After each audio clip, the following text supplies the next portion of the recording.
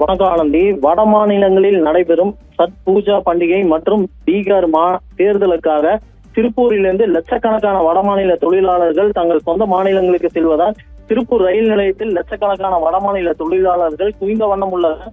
அசம்பாவித சம்பவங்களை தடுக்கும் வண்ணம் 30க்கும் மேற்பட்ட ரயில்வே இருப்பு பாதை போலீசார் தீவிர கண்காணிப்பு மற்றும் சோதனையில் ஈடுபட்டு வருகின்றனர். பின்னாடை தொழில் நகரமான திருப்பூரில் லட்சக்கணக்கான வெளி மாவட்டம் மற்றும் மாநிலங்களைச் சேர்ந்த தொழிலாளர்கள் பின்னலாடை மற்றும் அதனை சார்ந்த தொழிலில் ஈடுபட்டு வருகின்றனர்.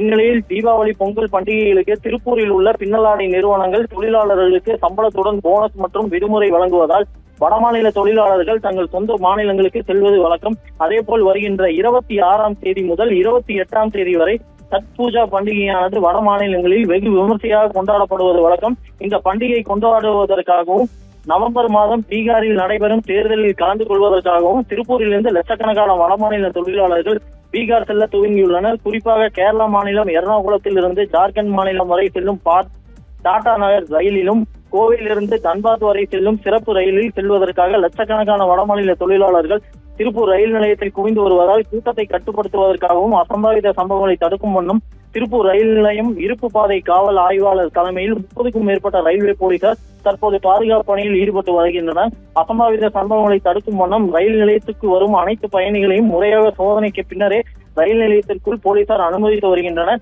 அதேபோல் முன்பதிவு செய்யப்பட்ட பெட்டிகளில் அத்துமீறி ஏறும் நபர்களை ரயில்வே போலீசார் எச்சரித்து முன்பதிவு செய்யப்பட்ட பெட்டியிலிருந்து வெளியேற்றி வருகின்றனர்.